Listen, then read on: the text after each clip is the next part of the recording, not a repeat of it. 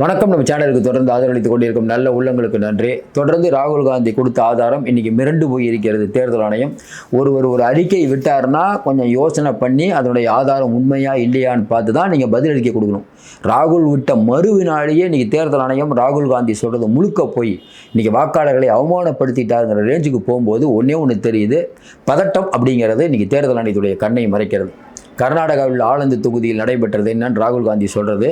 அதுவும் இல்லாமல் மென்பொருளை வைத்து இந்த தேர்தல் ஆணைய வெப்சைட்டுக்குள்ளே போய் எப்படி அந்த பேரை தூக்குறாங்க. காங்கிரஸ் மற்றும் பட்டியலின மக்கள், பழங்குடியின மக்கள் எங்கெங்கே இருக்காங்களோ அங்கெல்லாம் இந்த வாக்கு திருட்டு நடைபெற்றிருக்குன்னு அவர் ஆதாரத்தோடு சொல்கிறார். தொடர்ச்சியாக சொல்கிறோம், இந்திய வரலாற்றில் இது வரைக்கும் எவ்வளவோ கட்சிகள் இருந்திருக்காங்க, எவ்வளவோ பிரச்சனைகள் இருக்குது. போபஸ் பிரச்சனை ஆரம்பித்து அந்த இராணுவ வீரர்களுக்கு வீடு ஒதுக்குனதில் ஊழல், நிறைய ஊழல், பெகாகஸ் ஊழல், சொல்லிக்கிட்டே போகலாம். இவ்வளோ பலவிதமான ஊழல்கள் இருக்குது. அப்புறம் மிசா சட்டம், இதெல்லாம் தேர்தலை புரட்டி போட்டது. ஆனால் இன்றைக்கி தேர்தல் ஆணையத்தின் மீது இப்படி ஒரு பெரிய குற்றச்சாட்டு சொல்வது இந்திய ஜனநாயகத்துக்கு இது ஒரு பெரிய கரும்புள்ளி. அதாவது இந்திய வரலாற்றிலே இதுவரை நடந்ததே இல்லை. எவ்வளவோ தேர்தல் ஆணையர்கள் இருந்திருக்கிறார்கள், அப்பெல்லாம் வராத பிரச்சனை இன்றைக்கி ஏன் வருது?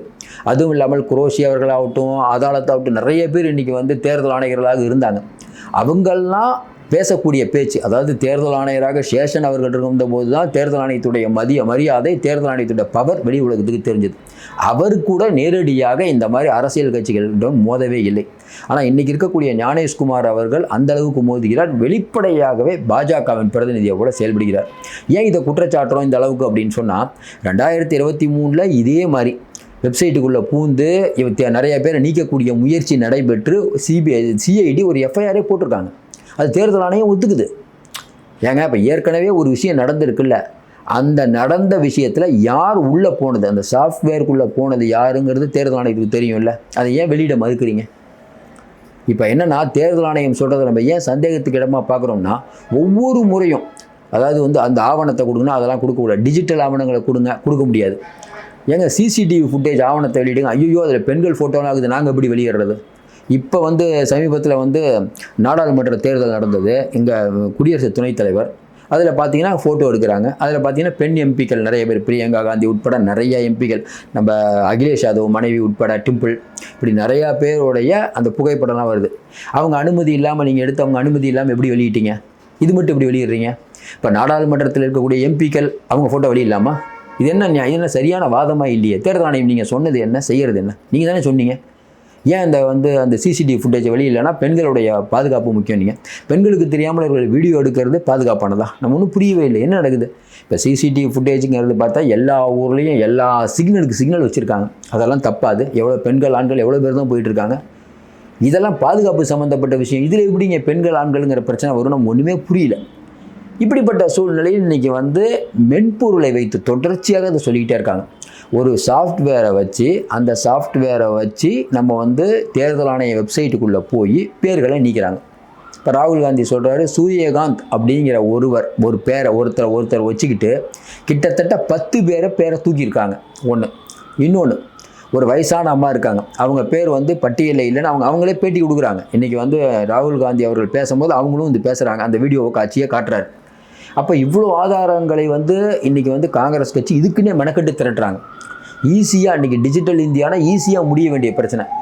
தேர்தல் ஆணையம் இந்த மின்னணு எவிடன்ஸை கொடுத்துருந்தா எப்போவே இது முடிஞ்சிருக்கும். ஆனால் முடியாமல் இந்த காலம் தாழ்த்தி இப்போ கொடுக்குறேன் அப்போ கொடுக்குறேன்னு சொல்லி ரொம்ப கஷ்டப்பட்டு ஒவ்வொரு தொகுதியாக கொடுக்குறாங்க. ஏற்கனவே போன தடவை ஒரு தொகுதியை கொடுத்தாரு, அது பெரிய சர்ச்சையாச்சு அந்த வீடியோ. இப்போ ரெண்டாவதாக இத்தனை பேர் நீக்கியிருக்காங்கன்னு அவர் சொல்லி, இன்னொன்று வெப்சைட்டுக்குள்ளே போய் இந்த பாஸ்வேர்டு தெரியாமல் உள்ளே போக முடியாது. வெப்சைட்டுக்குள்ளே அந்த பாஸ்வேர்டு யார் கொடுத்தது? இப்போ எல்லோரும் பெரும்பாலும் மக்கள் சொல்கிறது என்னென்னா, இல்லைங்க, அந்த ஆர்எஸ்எஸ்ல இருக்கக்கூடியவர்கள் ஒவ்வொரு ஏரியாவிலையும் மைக்ரோ லெவல் மாதிரி உள்ளே போகிறாங்க, அவர்களுக்கு அந்த பாஸ்வேர்டு தெரியுது. ஏன்னா இன்றைக்கி ஆண்டு கொண்டு இருக்கக்கூடிய கட்சிக்கும் ஆர்எஸ்எஸ்க்கும் இருக்கக்கூடிய நெருக்கம் எல்லாருக்கும் தெரியும். அப்போ ஆர்எஸ்எஸ் அப்படிங்கிற ஒன்று நிறையா இடத்துல ஏகப்பட்ட வேலைகள் பண்ணிகிட்ருக்காங்க. இங்கே அரசியல் கட்சிகள் வீடு வீடாக போய் ஓட்டு கேட்குறதாகட்டும், மைக்கில் கத்துறதாகட்டும், காசு கொடுக்குறதாகட்டும், இதெல்லாம் பண்ணிட்டு இருந்தாலும் இதெல்லாம் நமக்கு தேவையே இல்லை. நேரடியாக வெப்சைட்டுக்குள்ளே போய் நம்ம யார் ஓட்டு போட மாட்டாங்கன்னு தெரிஞ்சால் அவங்க பேரெலாம் தூக்கிட வேண்டியது, முடிஞ்சு போச்சு. என்ன பண்ணுவீங்க? அதுக்கப்புறம் தேர்தல் ஆணையம் ஓட்டிங் மிஷின் அது ஏகப்பட்டது இருக்குது. அது வேறு இன்னொரு பக்கம். அதனால் ஒட்டு மொத்தமாக பார்த்தீங்கன்னா இது எல்லாத்தையும் பண்ணி இன்றைக்கி பிஜேபி ஜெயிச்சிட்டு இருக்குது. அதுதான் இன்றைக்கி ராகுல் காந்தியோடைய குற்றச்சாட்டு. இப்போ ராகுல் காந்தி குற்றச்சாட்டை மெய்பிக்கிற போல ஏற்கனவே 2023 ஒரு சம்பவம் நடந்துக்குது. இப்போ இந்த மென்பொருளை வைத்து உள்ளே போகிறாங்கல்ல, இப்போ தேர்தல் ஆணையத்துக்கு என்ன சிக்கல் வருதுன்னா, இப்போ நாளைக்கு வந்து கோர்ட்டுக்கு இந்த விஷயம் போச்சுன்னா, ஏங்க மென்பொருளை வைத்து வெப்சைட்டுக்குள்ளே போக முடியுமா முடியாதான்னு கேட்டால் தேர்தல் ஆணையம் என்ன சொல்லும்? முடியாதுங்கன்னு சொல்லும். அப்படின்னு நீங்கள் நினைக்கிறீங்க? இல்லை, முடியும்னு சொல்லும். ஏன்? 2023 ஏற்கனவே ஒரு கேஸ் நடந்திருக்குது.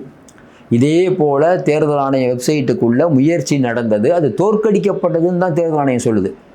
அப்போ தோற்கடிக்கப்பட்டதுன்னா அந்த முயற்சியில் ஈடுபட்டவர்கள் யார்? அவர்களை சட்டத்தின் முன்பு நிறுத்தினீர்களாங்கிற கேள்விக்கு இதுவரை பதிலே இல்லை. நம்ம தொடர்ந்து சொல்லிகிட்டு இருக்கோம். இந்த விஷயத்தை பொறுத்த வரைக்கும் பிஜேபி தேர்தல் ஆணையம் என்ன நினைக்கிறாங்கன்னா, இப்படியே பேசி பேசி பேசி பேசி தேர்தல் வந்துடும். பீகார் தேர்தல் எப்படியாவது பீகார் தேர்தலை ஜெயிக்கணும். எப்படியும் வந்து தேர்தல் ஆணையம் வந்து இப்போ வந்து பீகார் தேர்தலுக்கான அந்த இதை வெளியிட்டுரும், இது நடத்தை நெறிமுறைகள் வெளியிட்டுச்சுன்னா அப்புறம் நீதிமன்றமே தலையிட முடியாது. எது நீதிமன்றமே தேர்தல் ஆணையத்தை கேள்வி கேட்க முடியாது. அப்போ நம்ம ஓட்டுக்கிட்டு ஏதாவது போட்டு ஜெயிச்சிருவோம். பீகார் தேர்தலை முடிச்சுட்டு அடுத்து வருவோம். இப்போ ராகுல் காந்தி காலையில் சொல்கிற மாதிரி தமிழ்நாட்டிலும் பல மாநிலங்களில் இது மாதிரி ஓட்டு திருட்டுகள் நடந்திருக்குது அப்படின்னு சொல்லிட்டு இருக்காங்கல்ல, இது இப்படியே ஒரு பாட்டுக்கு பேசிகிட்டே இருக்கும். நம்ம பாட்டுக்கு வேலையை பண்ணலான்னு வேகமாக தேர்தல் ஆணையமே இன்றைக்கி பண்ணுது. நேற்று தேர்தல் ஆணையம் ஒரு நடவடிக்கை பார்த்துருப்பீங்க. இவ்வளோ நாள் இவ்வளோ வருஷம் தேர்தல் நடந்துட்டு இருக்குது, அப்போல்லாம் ஓட்டிங் மிஷின் இருக்குது, டிஜிட்டல் இந்தியாலாம் ரொம்ப வருஷம் ஆகுது. இப்போ திடீர்னு என்ன, வாக்காளருடைய முகம் தெளிவாக தெரிய வேண்டும், வேட்பாளருடைய முகத்தை நாங்கள் பண்ண போகிறோம், புதிய மாற்றங்களை செய்ய போகிறோம். மக்கள் என்ன சொல்கிறாங்க, எதுக்குங்க இந்த புதிய மாற்றங்கள்லாம் செஞ்சுட்ருக்கீங்க, ஏற்கனவே ஓட்டுப்பதிவு நடந்தது இல்லைங்க அந்த வாக்குச்சீட்டு, அதே போட்டால் பிரச்சனையே இல்லையே, அதில் தான் முகம் நல்லா தெளிவாக தெரியுமே, எதுக்கு இவ்வளோ கஷ்டப்படுறீங்க? இப்போ கூட மகாராஷ்டிரா தேர்தல் ஏன் நடத்தலைன்னு கேட்டால் இவிஎம் மிஷின் பற்றாக்குறை யுவரானர், அங்கே இருக்கக்கூடிய ஆட்கள் பற்றாக்குறை யுவரானர்லாம் சொல்கிறீங்களா? இவிஎம் மிஷின் பற்றாக்குறைனா இவிஎம் மிஷின் காசு கொடுத்து வாங்கணும். எதுக்கு அவ்வளோ மிஷினை வாங்குறீங்க? ரிப்பேர் ஆகுது, ஸ்டக் ஆகுது, இதெல்லாம் எதுக்கு? அவன் வந்து எதிர்கட்சிகள் வந்து அதில் வந்து மென்பொருளை வந்து நீங்கள் வந்து ஹைஜாக் பண்ணுறீங்கலாம் சொல்கிறாங்க. இதெல்லாம் விட்டுட்டு சாதாரணமாக ஓட்டு சீட்டில் போட வேண்டியதானே. ஆனால் அது போடவே மாட்டாங்க. ஏன்னா நாங்கள் டிஜிட்டல் ஆகிட்டோம். ஆனால் தேர்தல் ஆணையத்துக்கு வந்து உச்சநீதிமன்றம் ஏங்க நீங்கள் லேட் ஆகுதுன்னா, இல்லை யுவர் ஆனர் எங்களுக்கு வந்து கொஞ்சம் இவிஎம் பற்றாக்குறை, எங்களுக்கு வந்து அதில் பிரச்சனை இதில் பிரச்சனை. அதாவது வெளிப்படையாக சொல்ல வேண்டும் என்றால் யாரையோ திருப்திப்படுத்த வேண்டும். அதாவது இவங்க ஒரு முடிவு பண்ணிட்டாங்க, நம்ம இப்படித்தான் தேர்தல் நடத்தணும். எப்படி? எஸ்ஐஆர் வச்சு நிறைய பேரை நீக்கிடணும் ஒன்று. இன்னும் குறிப்பாக பல குளறுபடிகள் இருந்தாலும் நிறைய பேரை வந்து இப்போ ராகுல் காந்தி சொல்கிற மாதிரி ஒரு செல்ஃபோன் எண்ணை வச்சு ஒரு ஆளை தூக்குறாங்க, பேரை தூக்குறாங்க. தேர்தல் ஆணையம் என்ன சொல்லுதுன்னா, பேரை தூக்குறதுக்கு ஓடிபி வந்தால் தான் தூக்க முடியுங்கிறது. இப்போ ராகுல் காந்தி கேட்குறாரு, ஏற்கனவே நிறைய பேரை தூக்கியிருக்கீங்களே, அப்போ அவங்களுக்கு ஓடிபியே வரலையே. ஏன்னா இப்போ கந்தசாமின்னு இருந்தால் அவர் நம்பர் இருக்குல்ல, அவர் நம்பர் தேர்தல் ஆணையத்திட்ட இருந்தால் அவரை தூக்கும் போது அந்த நம்பருக்கு ஓடிபி வரும். கரெக்டுங்களா? இங்கே என்ன நடந்திருக்குன்னா, கந்தசாமி அப்படிங்கிறவருடைய நம்பர் இல்லாமல், செல் நம்பர் இல்லாமல், ஹரியானா, மத்திய பிரதேசம் அங்கே ஒரு யாரோ ஒரு நம்பர், அந்த நம்பருக்கு ஓடிபி போகுது. ஓடிபி கந்தசாமிங்கிற பேரை தூக்கிடுறாங்க. இதான் நடந்திருக்குது. இதான் ராகுல் காந்தி சொல்கிறாரு. அதை என்ன, நாங்கள் இது ஒரு விஷயம் புரியுதுங்க, நிறைய குளறுபடிகள் நடக்குது. இது வந்து என்னென்னா உடனடியாக சரி பண்ணக்கூடிய விஷயம் அப்படிங்கிறதா இருந்தாலும் தேர்தல் ஆணையம் இதுக்கு நடவடிக்கை எடுக்க முடியவில்லை. இன்றைக்கி தேர்தல் ஆணையம் அப்படிங்கிறது இவங்க சாதாரணமாக வந்து ஜஸ்ட் லைக் தட் ஒவ்வொரு ஏரியாலையும் 6000 ஓட்டு 7000 ஓட்டு அப்படின்னு ராகுல் காந்தி சொல்கிறாரு. உங்களுக்கே தெரியும், தமிழ்நாட்டிலே பார்த்தீங்கன்னா 20 ஓட்டு 30 ஓட்டு 48 ஓட்டு 1000 ஓட்டில் ஜெயிச்சவங்களாம் இருக்காங்க. அப்போ ஒரு ஏரியாவில் 6000 ஓட்டுங்கிறது பெரிய விஷயம் சட்டமன்றத்தில். அப்போ இந்த மாதிரி நிறைய பேர் நீக்கிறதாகட்டும், மாற்றி பேசுகிறதாகட்டும், இப்படி தொடர்ச்சியாக பண்ணிக்கொண்டே இருந்தால், இப்போ ராகுல் காந்தி பேசுகிறத இந்திய மக்கள் எப்படி பார்க்குறாங்க? நல்ல விஷயம் பாருங்கள், நீங்கள் மக்களை யார்கிட்ட வேணால் கேளுங்க, ஏதோ ஒரு தப்பு நடந்திருக்குதுங்க. முதல்ல நிறைய பேர் வந்து இவிஎம் இருக்கிற வரைக்கும் பிஜேபி தான் ஜெயிக்கும். வெளியில் நீங்கள் யார்கிட்ட வேணால் கேளுங்க, இவிஎம் இருந்தால் பிஜேபி தான் ஜெயிக்கும். அது சாதாரண மக்கள்கிட்ட இந்த குரல் ரொம்ப அதிகமாகுது. சார், ஹேக் பண்ண முடியாத உலகத்தில் எதாவது இருக்கா? எலன் மஸ்க் என்ன ஒன்றும் தெரியாதவரா? டிஜிட்டல் கிங்குன்னு சொல்கிறவர், அவர் சொல்கிறார் எல்லாத்தையும் ஹைஜாக் ஹேக் பண்ண முடியும். அப்போ ஏன் வந்து ஓட்டிங் மிஷினை ஹேக் பண்ண முடியாது? இதுக்கு நடுவில் மகாராஷ்டிராவில் தேர்தல் நடக்கும்போது அங்கே இருக்கக்கூடிய சரத்பவார் தேசியவாத கட்சியினுடைய அந்த எம்எல்ஏ இப்போ நடந்ததில்ல, முதல்ல பெட்டியை பிரிக்கிறாங்க. பெட்டியை பிரித்த உடனே அவர் நிறுத்துக்கிட்டார்.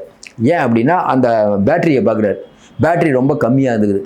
எப்படிங்க மற்ற அதில் பேட்டரி ஃபுல்லாக இருந்துருக்குது, எப்படிங்க பேட்டரி ஃபுல்லாக இருக்கும்? பக்கத்தில் இருக்க மிஷினை பார்த்தா கம்மியாகுது.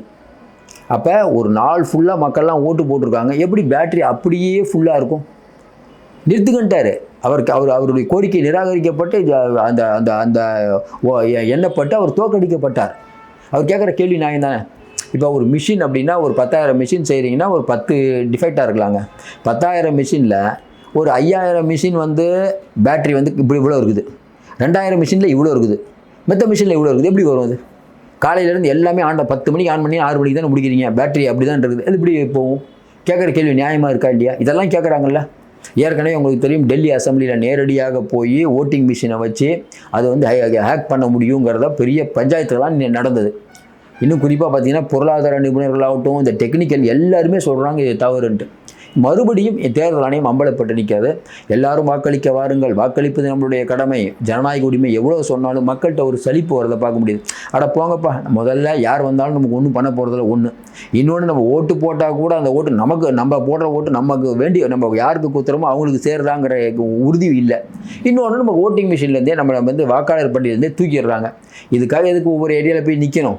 எப்படியும் ஓட்டு போட்டு ஒன்றும் நடக்க போகிறதில்லைங்கிற இது சலிப்பு வந்துவிடும். இது ஜனநாயகத்துக்கு நல்லதில்.